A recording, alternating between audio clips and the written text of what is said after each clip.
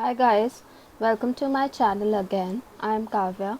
Today's topic is cardiovascular system response to endurance training.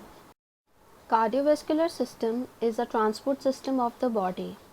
This system consists of heart, blood vessels and blood itself.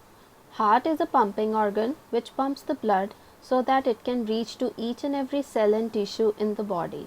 Blood vessels are like the delivery routes. Blood is a fluid that carry oxygen and nutrients towards the cell and take away carbon dioxide and waste materials from the cells. During exercises, there are some adjustments done by cardiovascular system. Number 1, by increasing cardiac output, is that increasing pumping activity of the heart. Number 2, by increasing local blood flow of the muscle. Number 3, decreasing blood flow to the other organs like kidney, liver and gut. Let's talk about the first adjustment is that cardiac output. It is the amount of blood pumped by the heart in 1 minute. Generally, it is measured in liters per minute. It is denoted by Q. Cardiac output is equal to heart rate into stroke volume. Stroke volume is the amount of blood ejected by the heart with each beat. To increase cardiac output, one has to reach maximum heart rate into stroke volume. Cardiac output increases linearly during an exercise. Heart rate. It is the rate at which the heart pumps. Heart rate increases linearly until approaching one's maximal heart rate, as you can see in the graph. Increase in heart rate is directly proportional to increase in cardiac output. Now, let's talk about heart rate reserve, also denoted as HRR. It is the range a heart rate can fluctuate above resting levels.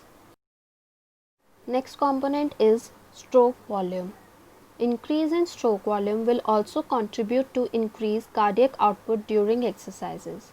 There are two ways in which stroke volume increase. Number 1, by increasing muscle fiber contractility.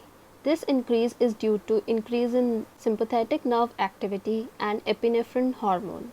Second, by increasing venous return volume is that ventricular and diastolic volume. It is due to muscle pump action. Next adjustment is increasing in local blood flow. There are two ways in which local blood flow increases. Number 1, vasodilatation of the blood vessels in active muscles. Number 2, vasoconstriction of the blood vessels in less essential tissues, and it is all controlled by sympathetic nervous system. Let's talk about vasodilatation.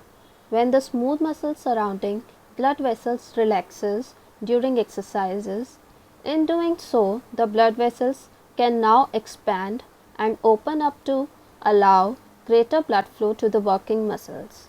In vasoconstriction, the smooth muscles surrounding the blood vessels contract, thereby narrowing the blood vessels, resulting in a significant reduction in blood flow. Purpose of this response is to redirect or shunt the blood from non-essential to the working muscles. Thank you. I hope you liked the video.